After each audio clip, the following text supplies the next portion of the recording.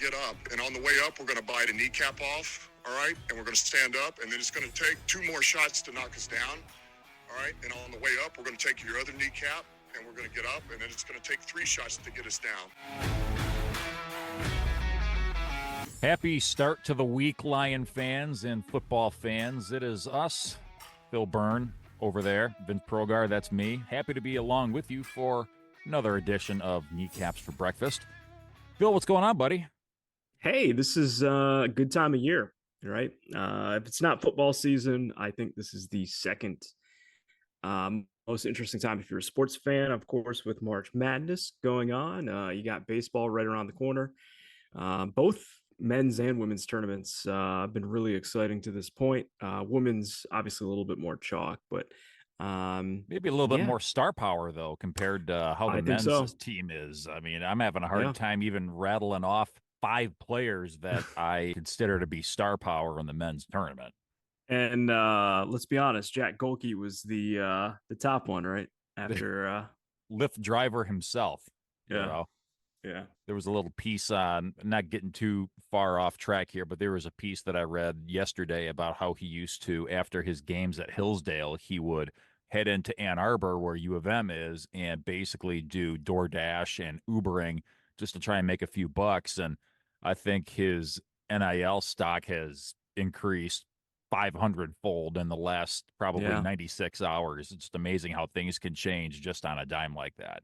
Yeah, and that's the beauty of March, you know. I mean, every year there's some Cinderella team, there's some crazy story, but hey, the Lions have been a Cinderella before, or at least, you know, kind of at that point. But now we're a powerhouse, and kind of going into the first off season is kind of getting recognized as a powerhouse. No doubt about that. And there's still some people, and I don't want to maybe necessarily use this as my leadoff piece, but maybe a transitionary piece, in that after we signed off last week, Mike Greenberg, formerly of Mike and Mike in the Morning, I don't know what show he does now. I don't really pay attention to any of the shows that ESPN has, aside from their live sports programming, went on this whole hot take piece, which I think that's probably the first hot take he's ever produced in his time as a talk show host. But he was very adamant that the Lions have already missed their playoff window. He based that on the fact that every other team in the division has made noticeable moves to get better and improve. And those moves alone, because everything up till right now and everything up until September is basically on paper. So no evidence of on the field info or proof to support that claim. Everything's just basically on paper, but he is adamant that the Lions have missed their window and every other team in the division has passed them up. How about that? Well, you got to make your millions somehow when you're Mike Greenberg and you want to be on the Stephen A. Smith level. Let me be the first to say, Vince, Sam Darnold. Wow. Okay. Vikings really like I hope they have a good draft, or they're going to get blown out of the water in this division moving forward. He's so off base. He is so wrong with that. This is the definition of a hot take in March, where you only have a portion of the offseason going on. We know the Lions' bread and butter is in the draft. Hey, you know, let Brad cook. You know, maybe that's a homer take, but quite honestly, that is an awful take. You want to think that the Bears are building for something, okay, fine, but they're still going to be relying upon a rookie quarterback. The Packers, I think they took a lot of steps forward last year, but quite honestly, I think there's going to be a lot of guys that will be improve it years still as they're building.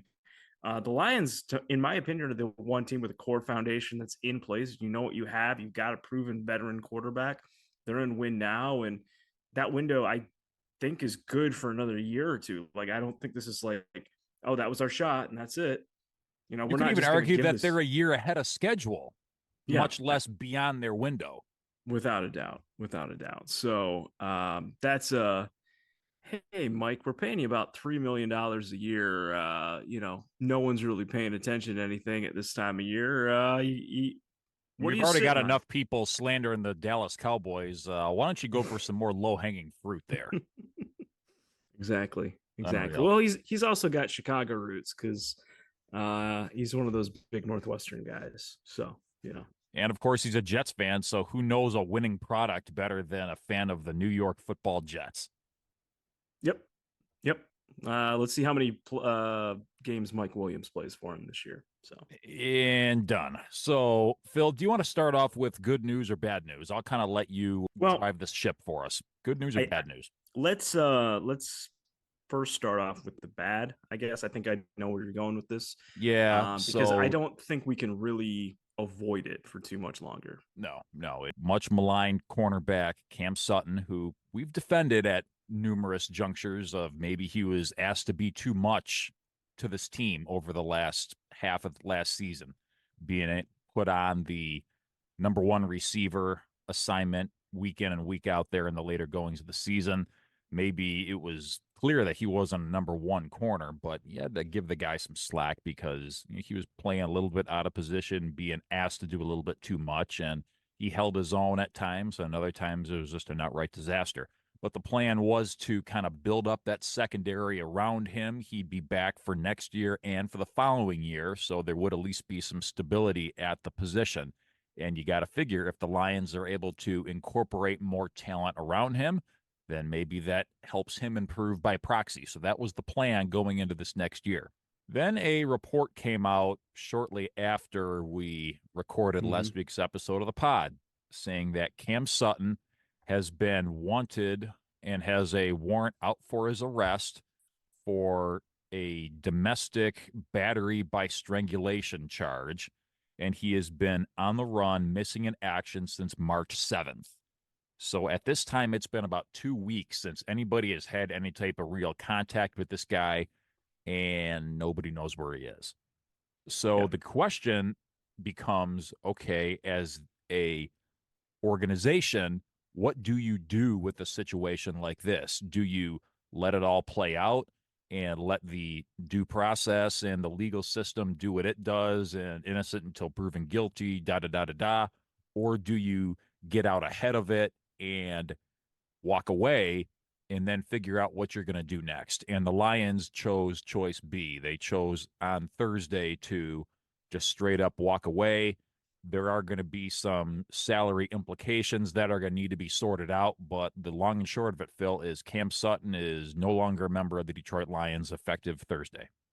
Yeah, I think they have kind of, the Ford family, since they've owned the Lions. Say what you will about them, but I think they have always tried to maintain a public image, and a public image that is one that local fans can support. Like, you don't want to support a team that is getting arrested left, right, and all over the place. So it isn't shocking to me that they got ahead of it. Um, if everything is true, it is 100% the correct step, obviously. Um, and I think at some point here, the more this drags on, it becomes a really, really sad, depressing story to know that uh like he could be laying low, right? But that's a very, very long time. And with Hillsborough County in Florida, which is the Tampa area, Yep. it's not like it's some rural, destitute area. Is he the most well-known NFL player? No, but like you would kind of think someone would have spotted him at some point here. And I think he has a known residence just outside of Sarasota, if I'm not mistaken. So he has definite ties to that area. Yeah. So, certainly, again, if this is true of what happened, you really, really do, send out your concern, obviously, to the victim. Like, this is what was being reported is one of the most disturbing things I think I've ever read of any player that's been on a Detroit pro sports team. So I don't know where else to really go for it. And by the time this airs, maybe there will be some things that come out, and there's a little bit more resolution to this. But at this time, it's a very disturbing, I guess maybe that's the best word to say it, story and situation that is still ongoing. The Lions side of it, um, from a business standpoint, outside trying to figure out that salary cap, of course, um, appears to basically have reached its conclusion. They made their decision. Um, you just kind of hope general well-being here for both victim or potential victim and Sutton, that both are okay, and something does come to light here. And I don't want to make it seem like I am blowing off the victim in any way, because that's by zero means whatsoever what I'm getting at here. We are here to talk about the Lions and the Lions players. So therefore, I'm going to make that the focus of how we are approaching this. This is, again, in no way deflecting any type of recognition to the victim whatsoever. It's just that is more irrelevant to the macro picture here. I'm not going to lie to you, Phil. It got to a point the other night where I was thinking, okay, it's been over 2 weeks since there's been any contact with this guy whatsoever. And in the age of social media, in the age of where people have cameras at the ready, whether it's on their phones or dash cams or whatever the case may be, it's so easy to be able to get a hit on anybody that's trying to maybe lay a little bit low in the public eye. And it got me to thinking the other night, Phil, is Cam even like okay? Did he go off and maybe intentionally or not drown someone Yeah, or something like that? I mean, you just don't know these things yeah. without any information whatsoever.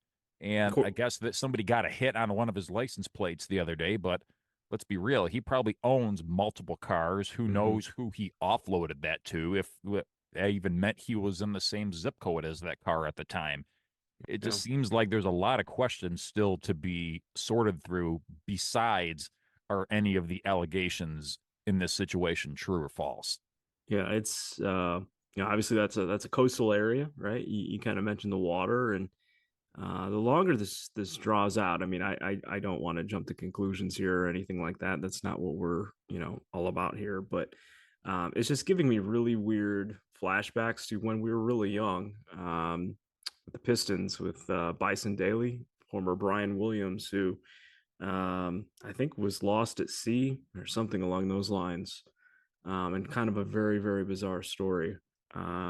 So I don't know where else to go with this one, and wanted to obviously touch on it, but yeah, it's a very disturbing story all the way around, and certainly, um, you just kind of hope for everyone involved that maybe he is just laying low, at this point in time, and he's gonna come to light at some point here. But the longer this does play out without any resolution, it's not looking good. And to that end, that's really all we can say on it at this point. The one thing I do want to touch on just briefly is the implications for the Lions from a salary standpoint. Now, as I understand it, Phil, Mhm. and you may have a better read on it than I do, and if I got it all backwards or misconstrued, feel free to call me out on it and give me what your interpretation is. But the way I see the rules is that if everything goes according to plan and Sutton is able to stand trial and this goes through all the legal channels, the Lions are still obligated to pay what they owe him from a guaranteed money standpoint. It's not until after the judicial system does what they do and there's a decision one way or the other where the Lions may be able to save a little bit as far as what guaranteed money they owe him. So let's say he goes through a fair trial and he's convicted of whatever wrongdoing he's been accused of. The Lions do have some recourse to get some of Mhm. that guaranteed money back based on the NFL's conduct policy. Whereas if it's a mistrial or a not guilty or something, the Lions would still have to owe him that money. They owe him that money as of, I believe, June 1st. They have to, I think, spread half of the money out for 24 and the other half for 25 for next year. So the Lions are by no means out of the woods as far as still having to pay him the money until there's an absolute resolution within the justice system. Yeah. Yeah, no, that's the way that it kind of makes sense to me as well. And you know, quite honestly, at the end of the day, I think in both situations, his salary is what his salary is, and the Lions will move on as a franchise, without him. Yeah, he was serviceable at times, but again, I just think of kind of the disturbing nature of both his disappearance and then what was What he was accused of here, and it's scary. On the other side of things, Phil, there was some good news for the Lions this week. And the big question is, what were they going to do with the Jonah Jackson situation? So, Jonah Jackson, obviously the former left guard for the Lions on offense, he took some decent money by offensive guard standpoint to join the LA Rams a couple of weeks ago once the free agency and trade market kind of opened up a little bit. So that left a glaring need for the Lions at left guard in particular. And a lot of the discussions started to evolve into the Lions using that first round pick at the very end of the first round at pick number 29 on maybe a swing offensive lineman, ideally a guy that could play guard and could also pinch hit at center if and when Frank Ragnow would be unavailable based on injury or rest, or if and when Frank decides to hang it up eventually, which all indications on my end seem to think he's probably got 5 years or less left in him, maybe even closer to a year or two based on the just the absolute beating the guy takes week in and week out. You definitely want to think about getting your center of the future, but it seems like the Lions may have a more of a reprieve as far as having to figure that out, as they went out and got Pro Bowl guard Kevin Zeitler from the Baltimore Ravens the other night to a 1-year deal. So that gives the Lions an immediate impact, a veteran presence on that offensive line. And you went from having a question mark on that offensive line to now having more of a finished product heading into next season.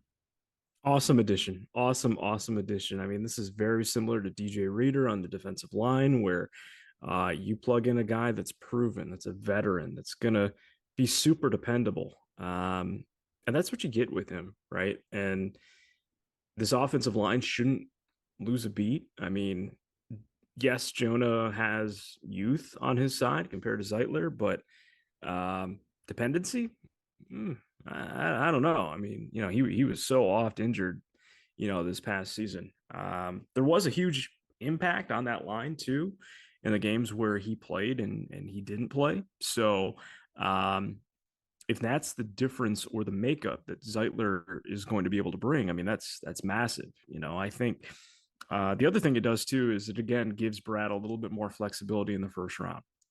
If there is a prospect that they do like, they can trade up. And it can pretty much be wherever they want at this point. Yeah, I don't think you're going to have to be landlocked into, oh, you need a D tackle or you need it. I mean, I guess defensive end, probably you could still say there's going to be one out there, but I think it just gives Brad a little bit more options. And then, I think the other thing too is a lot of times interior offensive linemen that you can get in the second, third, and fourth round, just really, really solid plug and play guys. I mean, Jonah Jackson was a mid-round guy,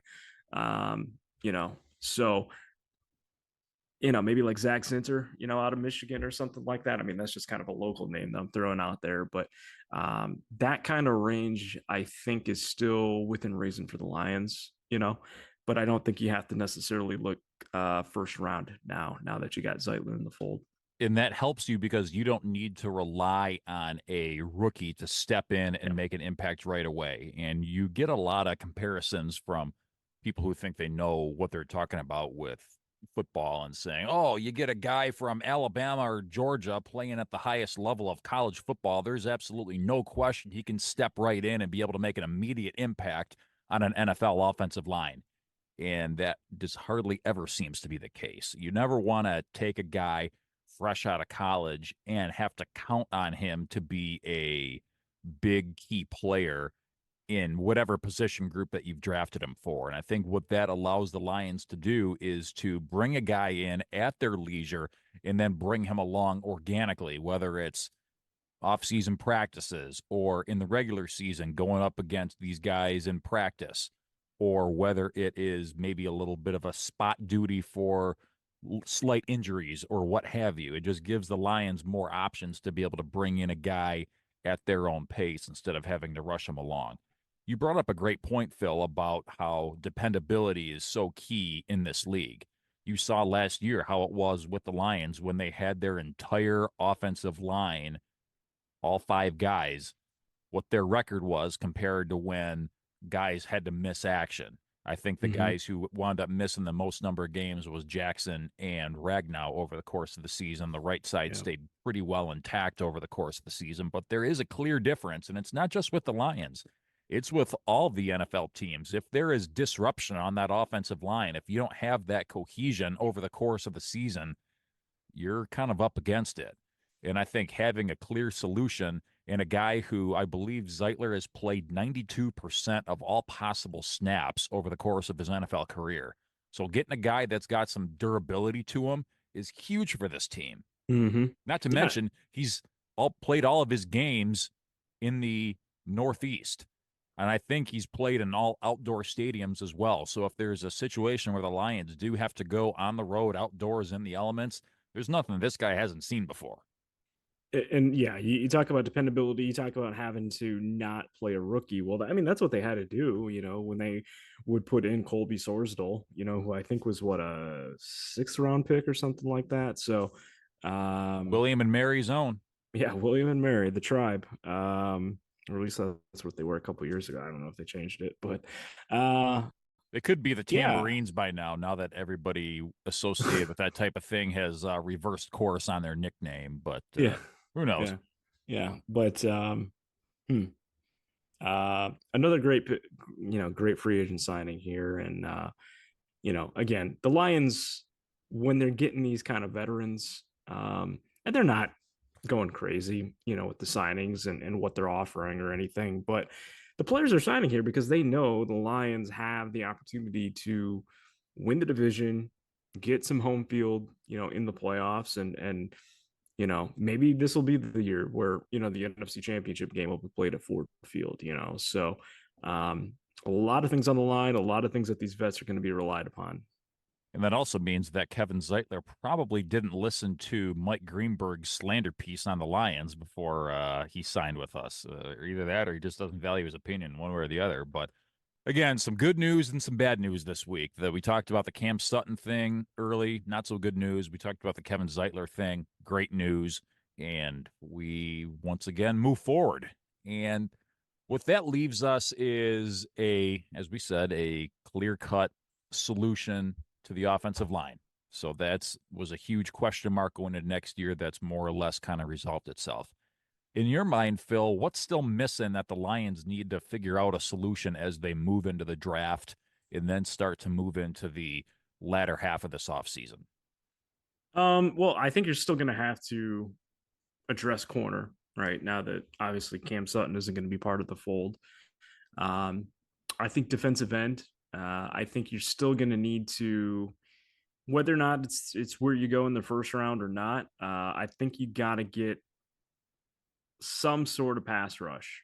I think the guys that we have drafted have been a little bit more of kind of a run stopping defensive end outside of Hutch. That I think we need some speed, on the outside that's going to come through outside of James Houston, who I think his just biggest downfall is he's just not big enough to do more than being a third down pass rusher. And obviously his health and durability is a concern. So I would look there. I think the other thing though is as you know, these teams get interested. The Vikings obviously got that additional second round pick. Um, I mean, there's at least 4 bona fide first round picks at the quarterback position. You could maybe add 2 more with Bo Nix and Michael Penix Jr. Um, if you get that many going, if you get 5, if you get 6, that's going to open up a ton of guys potentially falling that, hey, maybe that was a guy that was going to go at pick 14. And then all of a sudden the Lions don't need to necessarily trade up and they can just sit there at pick 29 and go get them. You know, I think a tall receiver, I think, is going to be an option. And I really don't think Josh Reynolds is going to be coming back based on some of the interest that I have seen and some of the contracts and numbers that he potentially can go get. So, listen, he should go get his money. I mean, I think he's done very, very well here, you know, for kind of what our offense allowed him to do. And certainly, I think, you know, he should go get that contract if he wants it. But, um, you know, a name I keep seeing out there, and again, you know, hate to kind of keep rolling back, you know, local names and stuff like that. But Keon Coleman from Florida State, receiver, tall, physical guy. Maybe doesn't have that explosive, you know, separation, you know, to make him a top 10 pick or anything. But a receiver with traits that we don't really quite have on the roster currently. I think you got to go out and get a corner, particularly a veteran. I don't think you want to be bringing out a corner kind of like Jeff Okuda style to be like, hey, this is your baby. Go out there and stop some of the best receivers in the game, which the Lions obviously do have some stellar receivers to go up against as far as what's on their schedule for next season. So I think that's something that you need to look into the pool of veterans out there, whether it's a Stephon Gilmore on a 1-year prove-it or something like that. Somebody who it can be on Brad Holmes's terms. It can be a Brad Holmes, Dan Campbell kind of guy. I'm sure there's still guys out there that are able to fit that need. Obviously, L'Jarius Sneed is now a member of the Tennessee Titans, so the question about will the Lions ever make a play for Sneed, that's off the table at this point. But you got some guys out there in the veteran pool that I think they would be wise to look into and don't leave that burden on a rookie for next year. I feel like from a pass rush standpoint, I don't think that's ever fully a finished product. I don't think I've ever come across a team where it's like, okay, this team's got it figured out. They got the best pass rush I've ever seen. Game over. They can move on to other things. I think you're always trying to build and fully fortify that pass rush. So whether it is a guy who you maybe get a guy that falls down in the first round that is on maybe Brad's top 5 or 10 guys and gets lucky, or maybe one that he decides to trade up for and go get, that's an option. I think you're always looking at what to do for that. You bring up a good point about the backup quarterback position, Phil, because with the departure of Teddy Bridgewater and the uncertainty of Hendon Hooker, which, not to backtrack on anything here, but still in my mind, one of the more bizarre personnel moves that Brad Holmes has made during his entire tenure here. Not exactly sure what the end game for bringing him aboard is, but at some point they are going to need to address the backup quarterback position. We got very lucky with Jared Goff once again proving he can be counted on to show up week in and week out. Avoided the injury bug a year ago, so we didn't need to worry about getting Teddy Bridgewater into that offense.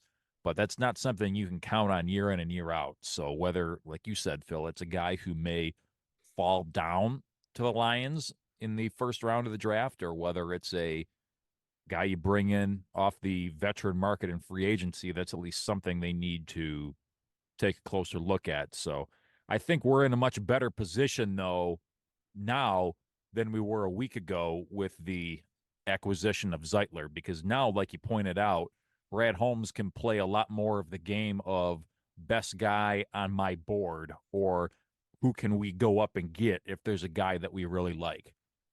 You're not out there looking for guys that need to step up and be contributors right now. You can go and get your guy if they do need to step up and play right now, that's great. But now you've got a guy, especially if you look into that first round, if there's a guy that you really, really like that you want to make sure you can get and have that extra year of team control by getting him in the first round. You called it out a few minutes ago, Phil. That just opens up the book of options for the Lions front office. Yeah, it really does. And I think that's when we have seen Brad Holmes really get creative, really go against conventional wisdom. And this past year is any indication, it's when he's had his best success, you know? Um, so I think one of my favorite YouTube videos I've seen in a long time was a Packers fan live reaction to trading back to allow the Lions to move up to get Brian Branch. He's like, Packers are on the clock. Are we getting Brian Branch? Here we go. Here we go. Oh, trade with the Lions. Oh, Lions pick Brian Branch. And that's kind of the Brad Holmes wizardry that we love to see. So, And hey, and just think of what would happen if the Lions didn't draft Brian Branch. I mean, my wife wouldn't have her favorite player of the Detroit Lions now on the Detroit Lions. So everything worked out for the best. Yeah, for sure. So we are again in pretty good shape moving forward here in this off season. It seems like the good has outweighed, or at least started to outweigh, the not so good. Maybe it was a slower start, Phil, but I think they've definitely made some nice moves here in the last couple of weeks that we can look forward to for next year. Yeah, yeah. I mean, I think this team is still going to be built through the draft. They don't want to give out the um, 15 million plus a year kind of deals to guys that weren't already in the building. I think they are committed to investing long term in some of the guys that they have drafted, that they've had success with. Again, I really think now that we have Zeitler here, it's you got to think one of these guys is going to sign an extension here at some point. So I would say that's probably the next piece before we get to the draft. Is that I would assume before we get to the draft, we're going to get a contract extension talk. You're listening to this edition of Kneecaps for Breakfast. Vince Progar, that's me. Phil Byrne, he's over there. Glad you could be along with us. And it's hard to believe that we've been at this for over 2 full months at this point. It's been a whole lot of fun to be able to bring you the latest happenings with the Detroit Lions, as well as all the analysis and breakdown you could ask for. Not to get into radio talk for two here by any means, Phil, but ran into an old connection of ours from our college days, and I was kind of rehashing with him about what we've been up to and how much of an enjoyable experience it's been, and how it's just something you look forward to each week, and being able to just sit back with an old friend like you and be able to talk about a team that we love so much. It's been a lot of fun so far. All right, so now I'm interested. Name drop. Go for it. One Michael J. Stark. Oh, Stark. All right. That's He was awesome. down at work bringing his lawnmower in to get serviced, and it was nice catching up with him for a little bit. And he's obviously a big supporter of the Detroit Football Lions as we are. So it was nice getting able to talk about the pod a little bit and what we've been up to, and just how enjoyable it's been for the two of us. Yeah, yeah, it has been. Obviously, we were fortunate to be able to do this in college on a weekly basis for an hour, just covering a whole bunch of different things, but kind of just narrowing in and specializing in on the Lions and kind of I mean, listen, we're about 45 minutes away or so. So I mean, we don't get a great chance to see one another that often. So as we do this through Zoom, uh I just have a white wall behind me. It's really nothing to look at, but Vince has the basement, and I'm like, I feel like I'm in the Progar house. There you go. You're right smack dab, and you're welcome anytime. But it's been a lot of fun, and the best part about podcasts is if you've missed anything at any point, you can go right back and listen, and it's there for you. You're never left in the dark here on Kneecaps for Breakfast, and even better than that, we'll have another episode coming for you next week. But first things first, we'll continue on here on this edition of Kneecaps for Breakfast, and some more action that the Lions participated in wasn't necessarily from a personnel standpoint, but one of the things that Lions owner Sheila Ford Hamp has brought to the table was being more active within the NFL from a ownership standpoint as it pertains to matters with the NFL's front offices. And every year there is input with the NFL competition committee within the rules committee, and the NFL seeks out input from the NFL franchises as to maybe some modifications or additions to the rules year in and year out. And I know that Sheila has sat on a lot of those committees in the past, and as such, ever since she has taken more of a hands-on approach along with her mother in previous years, and now since Sheila has been the full-time owner of the Lions, that really has continued and probably even increased more than it once was. So this year, the NFL again put out the word of soliciting feedback on some rules from the franchises, and she and the Lions came forward with 4 suggestions to the NFL Rules Committee. The Lions came forth with a few suggestions last year, and they actually had one of their own rules adopted. The rule that was adopted that they came up with was the emergency quarterback rule. You may remember last year's playoffs when Brock Purdy got himself hurt. The 49ers really didn't have a legitimate quarterback to go to at any point in that NFC Championship game against the Eagles, and that's arguably what spelled their demise a year ago in the NFC playoffs.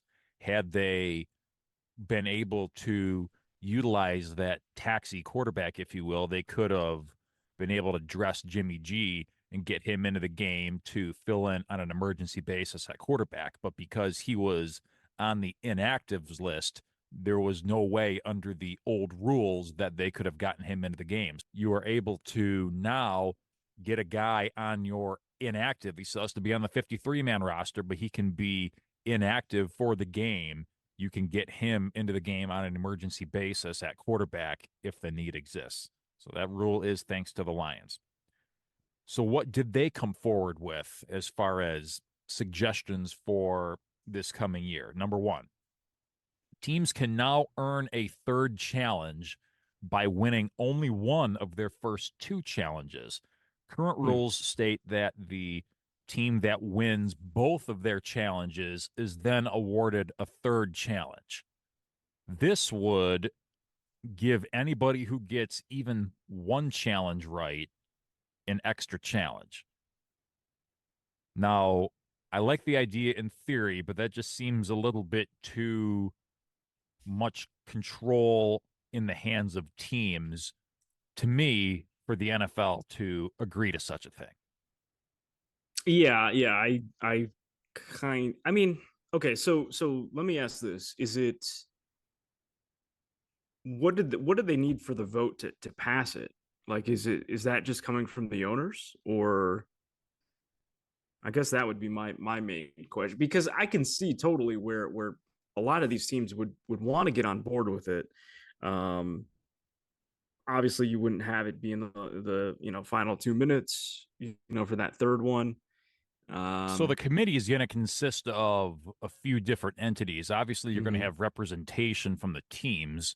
So you have whichever owners may sit on that committee, but you also have people from the NFL itself that also make up that committee. So it's not like you're putting it to a strictly to a vote of NFL owners, because in that case, you're absolutely right. I feel like anything that's considered to be team friendly, these organizations would be all over. So of course you need to mhm. have sources from the NFL at large kind of balancing that out. And I feel Mhm. like there may be more NFL people on this as opposed to more teams. They're really just seeking out input. Their teams themselves really aren't the ones making the decisions. Okay. Yeah, yeah. So, because I mean, you know, if you get a third challenge, I mean, if you get already through 2, it's going to be a fourth quarter situation, right? So, I mean, I would have to imagine the TV powers that be, if they're in that committee, they probably don't like that. They want their tight TV window, and they don't want to have a 1 p.m. game get drawn out into a 4 p.m. and then, America's game of the week, is having a fraction of the audience, to start. Um, so that's interesting though. I can't say I'm really against it. Again, we are coming obviously from a team friendly side and not necessarily the NFL side, but I also think it could draw out the fourth quarter a little bit longer too.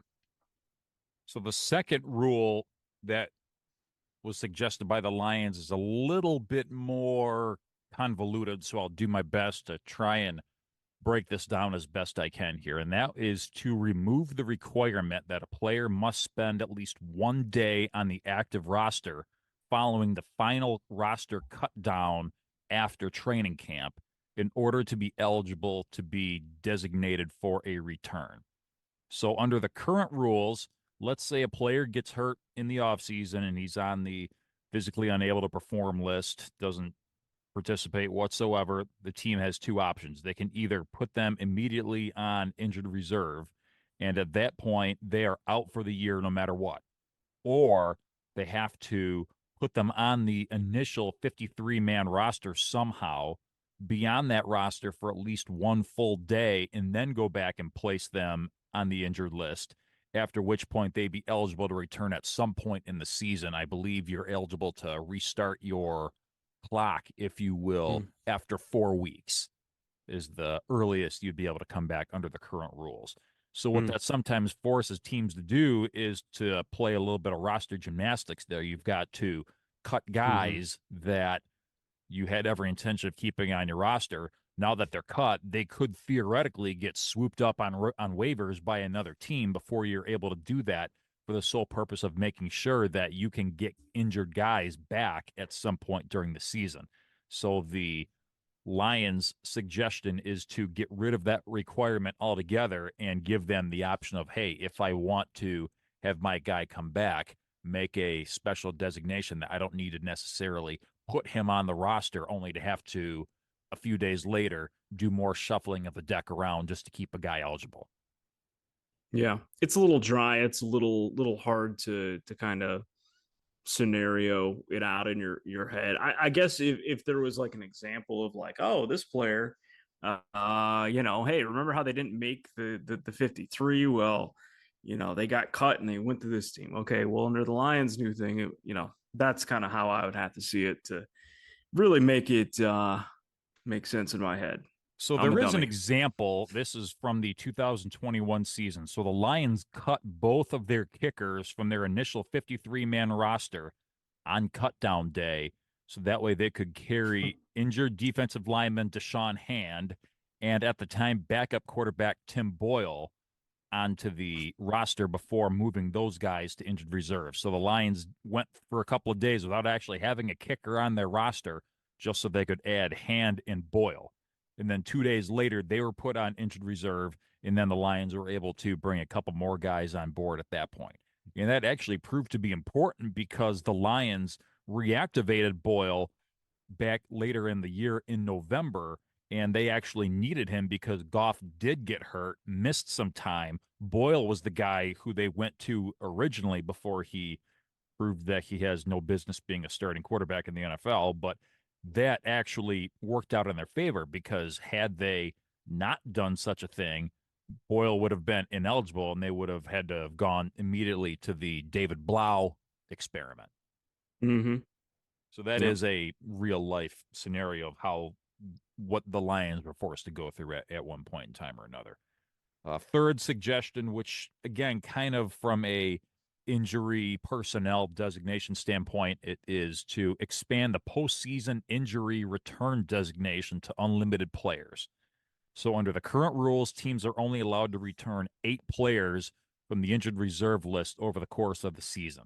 So the Lions are only looking to slightly modify that rule, changing it from 8 players overall to 8 players during the regular season, and for the postseason, have the ability to bring back whomever they want. Okay. Yeah, that I mean, yeah. I'm kind of neither here nor there on that one. I think the first one I was on board with, and these ones are like, okay, well, you know, I can see where they're coming from, but um, is it super necessary? I don't know. I mean, yeah, you got Tim Boyle and that first one you presented, but yeah, And the final one would be to move the trade deadline to the Tuesday after week 10, as opposed to currently it is the Tuesday after week 8. And that's to more or yep, less attempt to keep the trade deadline where it falls on the season calendar, more in line with what you see in the other major sports, have it be a little bit past the halfway point of the season as opposed to before you're even at the halfway point of the season. I like that rule a lot. I feel yeah, like that yeah, kind of opens up some options, and also it gives you a point of, hey, guys have now 2 more weeks to potentially pick up some injuries that I may need to get some help for the stretch run. yeah. And this is a no brainer to me. I think week 10, what teams are going to be in playoff contention, what teams are not going to be as well. So I think some of the teams that need to unload some veteran talent that, they might be able to get a couple picks for, something like that. Um, I think we'll see some more trades because of that if that does happen. So those are the suggestions that the Lions put forward to the NFL as suggestions for rule modifications for next year. Now, I want to throw it over to you, Phil, real fast. If the NFL could adopt any rule of your desire, what would you suggest? I don't think it would be anything like special teams related. I think the way it is now is fine. I do kind of miss the kick and punt returns that we used to see, back 10 years ago. Devin Hester really wouldn't have a role, in today's NFL if he was a generation younger. For rules, um, hmm, maybe something related to overtime. Off the top of my head, I think there are, some ways that you can still improve overtime a little bit. Kind of drawn on a blank on just what I would do here, just on the spot. But Nope, yeah, I caught you off guard here, but I think I would do something related to overtime potentially, just to make it a little bit more TV friendly, a little bit more um, fair, I guess. Like I just don't know one team going down all the way and scoring a touchdown. Like, you know, uh, I get it in some regard, but I just don't know if it needs that sudden death um, kind of mindset, I guess. mine would be to, from a replay standpoint. One thing I hate hearing more than anything else in a crucial situation at really any point in the game, but especially in a crucial situation, that situation X or situation Y is not reviewable.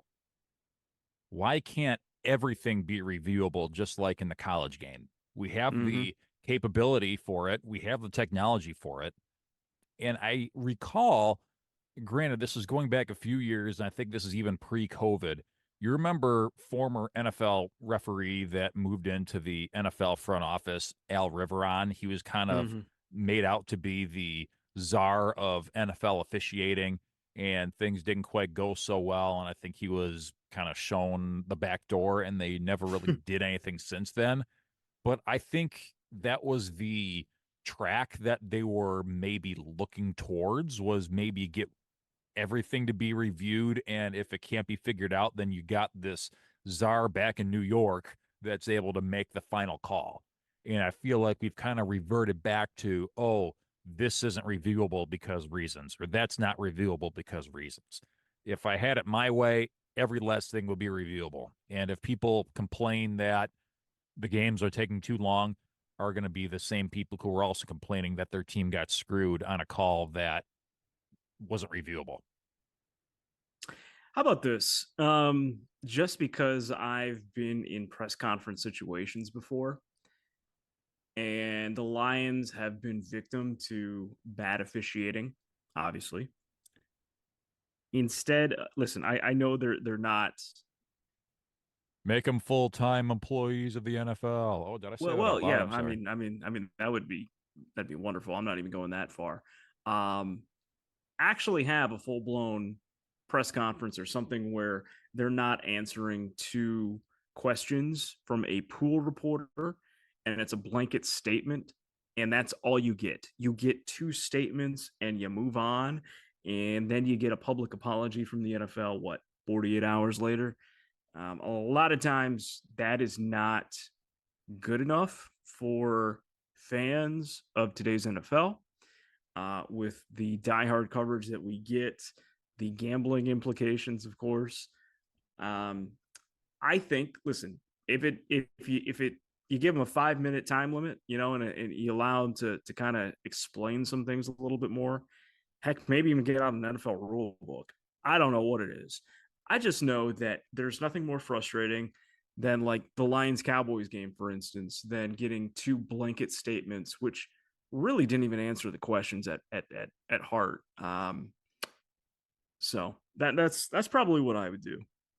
And even the pool reporter isn't going to ask any type of pointed question. It's a very open-ended, Mm-hmm. hey, Brad, what were your thoughts on how the 2-point conversion play worked out? And he does I saw what I saw and I heard what I heard, and that was the end of it. Oh, okay. Well, thank you for your time. Safe travels.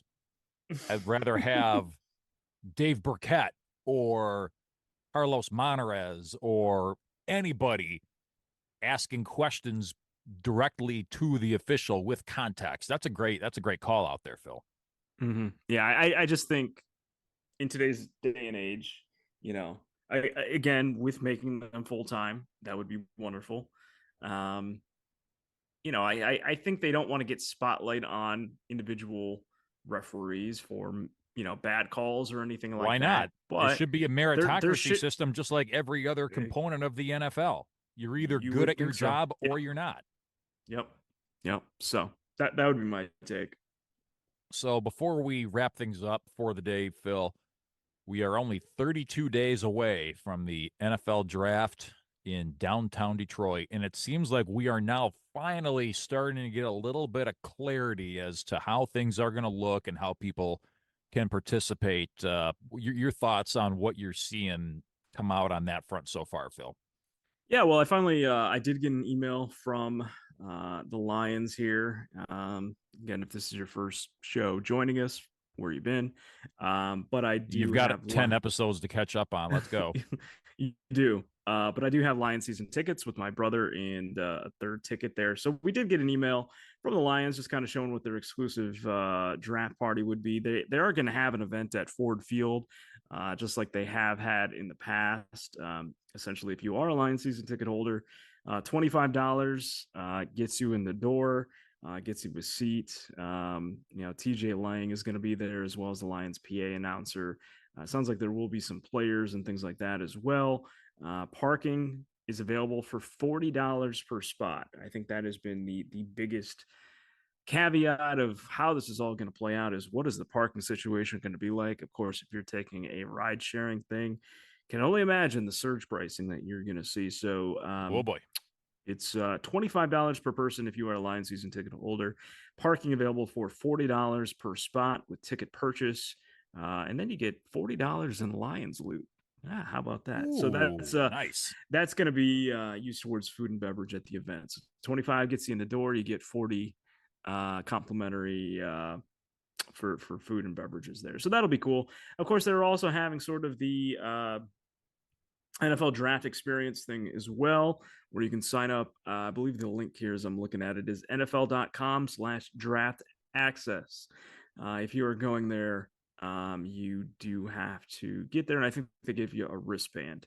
Now, they are also having the theater portion of it, where you actually get a full blown seat instead of just kind of standing with a wristband. I've heard that on some third party ticket websites, those are going for as much as $500 which Vince, we can get into it at any point in the show here moving forward up until draft season. But way back when, in the way back time machine, 2009, we saw good old Matt Stafford get drafted. We waited in line. We really didn't have a ton of information. We got into Radio City Music Hall for free and got a wristband.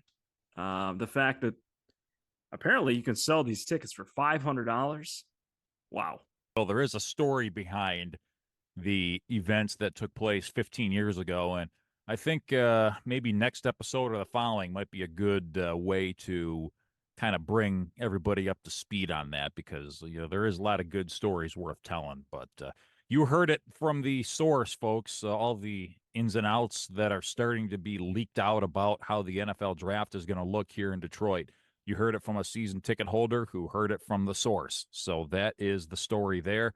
And that's all the time we've got for you on Kneecaps for Breakfast. It's going to be all about the NFL draft as we head into our April episodes of Kneecaps for Breakfast. You're not going to want to miss that. I'm excited. I know Phil's excited. Lots of great discussion about the NFL draft coming, as it is 32 days away right here in the Motor City. So for Phil Byrne across the way, Vince Progar saying good morning. Go Lions, forward down the field, over and out.